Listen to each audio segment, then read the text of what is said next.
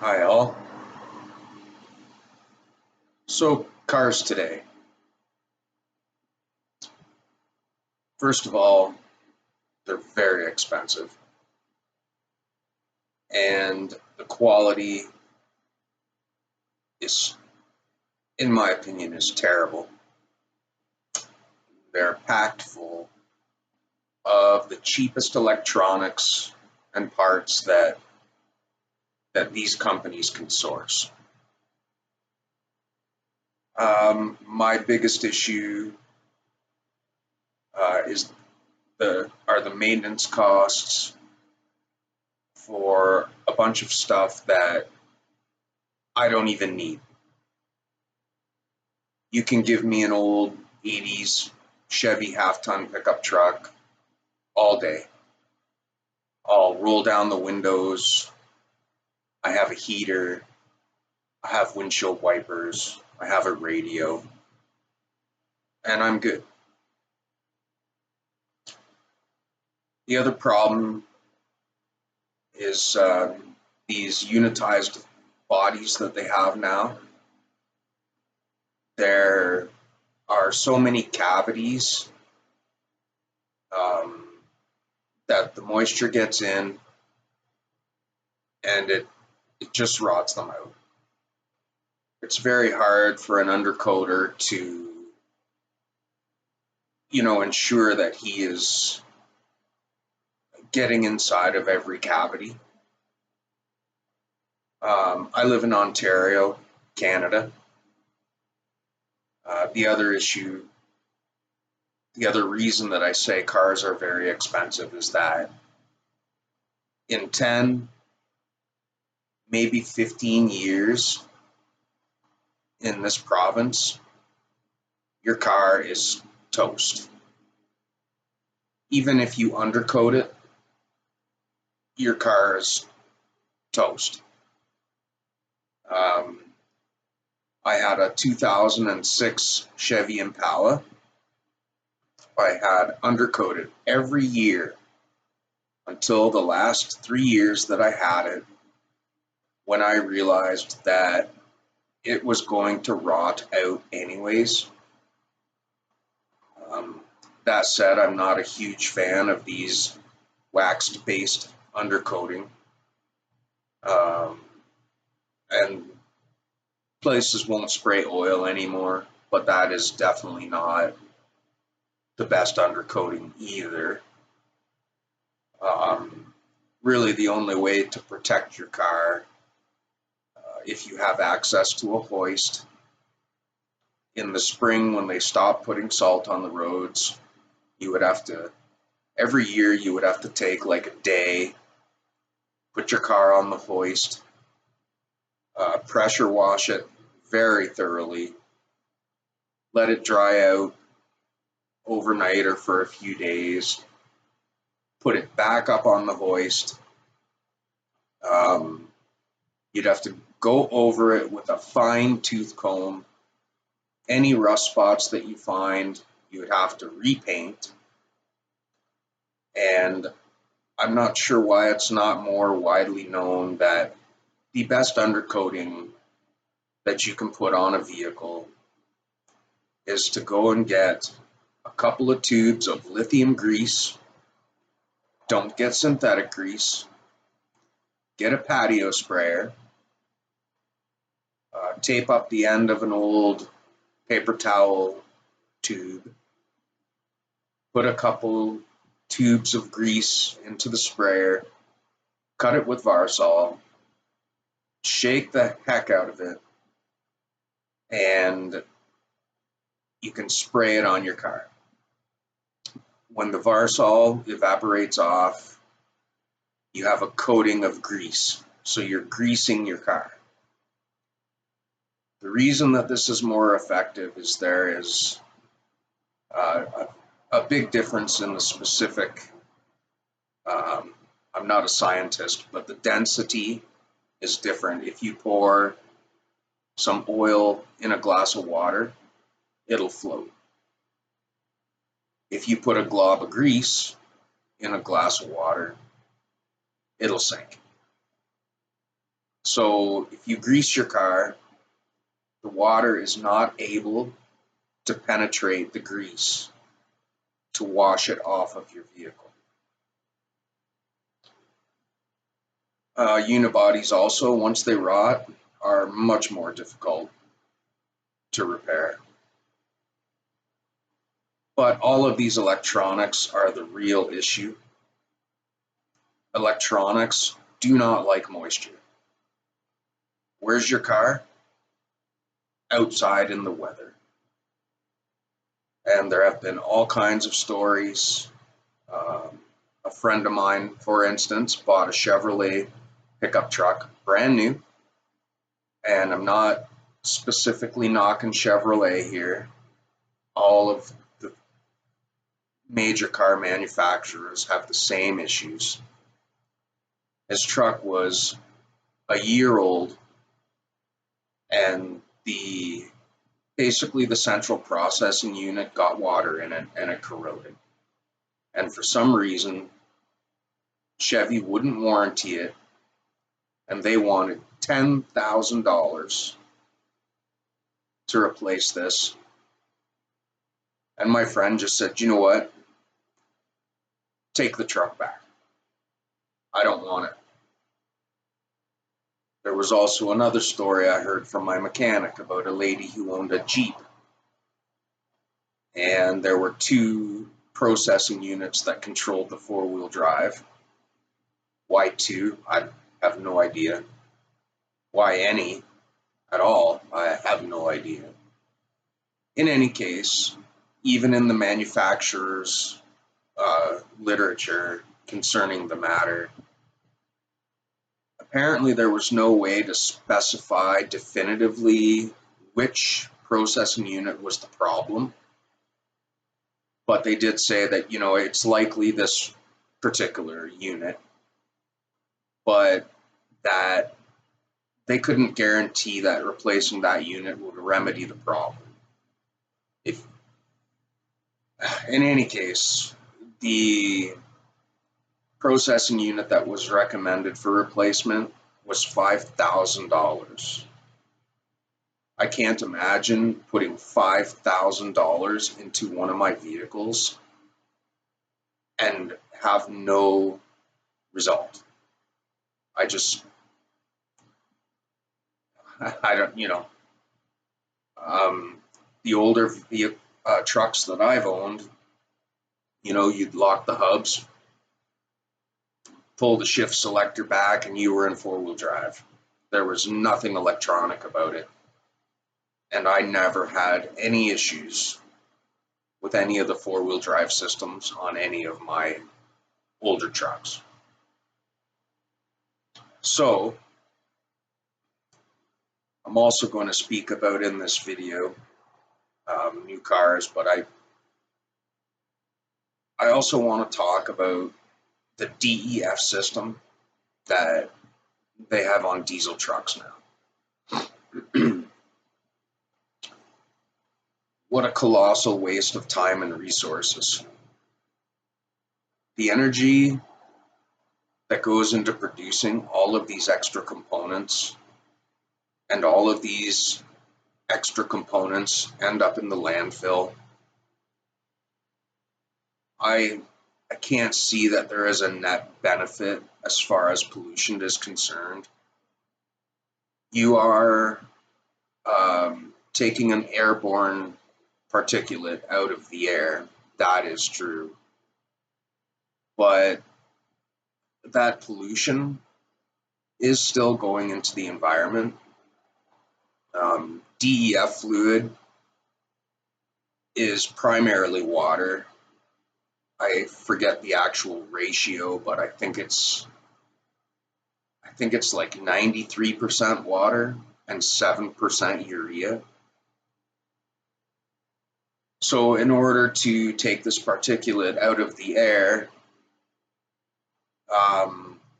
we're going to pollute a gallon of water, and urea is actually very energy intensive to produce. It's actually not bad for the environment, but it does take a great deal of energy to produce. And every time you put a gallon of DEF fluid in your truck, of course, you've got a plastic container that's going into the landfill. If you calculate all of this in, I would have to say that there is likely a net loss of any type of environmental benefit. Um, and this kind of leads to other things about new cars are things like CO2 sensors, um, all of these electronic components that don't last. They're very energy intensive to produce, which is not good for the environment. I know my 2006 Chevrolet half-ton pickup truck, every time I had to do the brakes, you would essentially break the ABS sensors trying to get them out. So every time I had a brake job, I had to buy new sensors, and the old ones were going into the landfill. CO2 sensors, I've been through lots of them. Another item that takes a great deal of energy to produce, and the old ones going into the landfill. Older vehicles did not contribute to the environment this way. The emissions have, you know, it's been substantiated that the emissions were a little higher, but I would have to say that if a carbureted engine is running properly, um,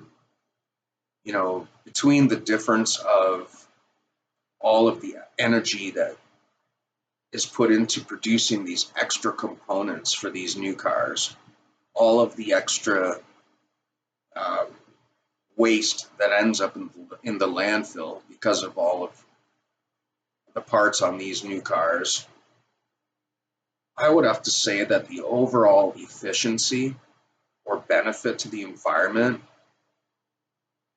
is probably either negligible, or the older vehicle might even be more environmentally friendly if everything has taken into consideration.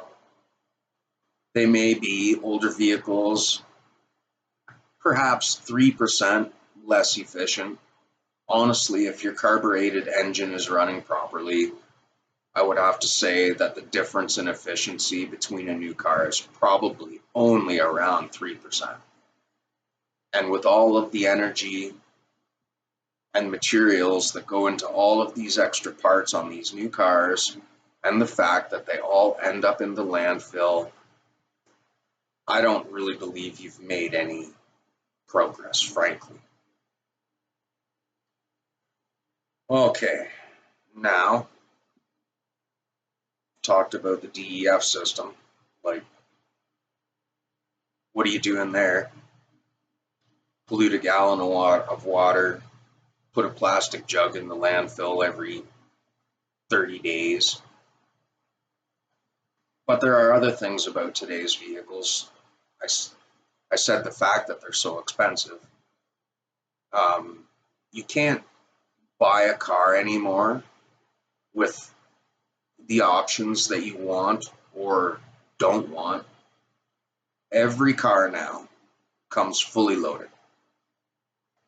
That's how they come, fully loaded. I know in Europe there was a lawsuit, BMW charging a subscription if you wanted to use your heated seats. Now, you paid for those heated seats when you purchased the car. That cost is rolled into the car. It'd be like me buying a chainsaw and the company telling me that every time I wanted to start it up, I had to give them $1 or something. Like, absolutely ridiculous. Now, I believe they were sued, and rightfully so. You can't charge someone to use something that they've paid for. How absolutely ridiculous. So the expensive cars, largely because of a lot of a lot of the items on the car that you don't need, that you just have to pay for it. But if a car costs about $50,000, now I didn't bother to do any due diligence on this because I know you're not going to find out. I wonder what it is costing GM to produce this 25,000 or sorry, $50,000 car. I'd have to hazard a guess that they're likely doubling their money. So they're making $25,000 off of you purchasing this vehicle. To me, to make that much money off of a single individual on a single transaction is pretty well extortion, frankly, because you need your car to get to work.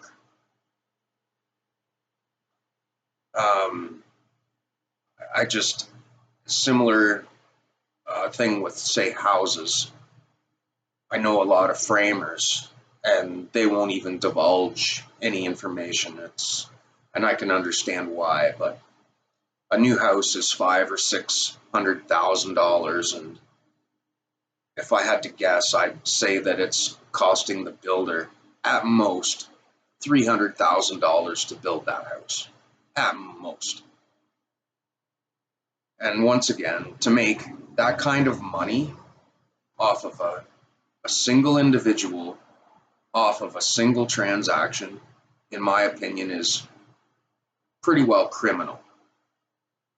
I think these days that the definition of extortion should really be modified. Extortion is generally, there has to essentially be a threat of bodily harm. But I really do feel that we are being taken advantage of today. You need a house to live in. Even if you're just renting, the reason your rent is so high is because your landlord had to purchase the place. And I just don't understand individuals that, I mean, how do you sleep at night knowing that you took $200,000 profit off of a single individual? How does a car manufacturer substantiate the fact that it's necessary or appropriate to make $25,000? Well, and they make more than that off of your car because you're going to have to buy service and parts. And that's the other thing about cars today. On my old Chevy pickup truck, there's next to nothing that can go wrong because the stuff's just not there. And when something does go wrong, I know basically right away what the issue is. If my truck won't start in the morning, either the battery's dead or the alternator has quit charging. I can diagnose this problem myself in about 30 seconds, and I can go and fix it for $150 and a half hour of my time. When you take a new car into the shop today because you're having an issue or need maintenance or repairs, it's not $200, it's not $300, it's not maybe $600.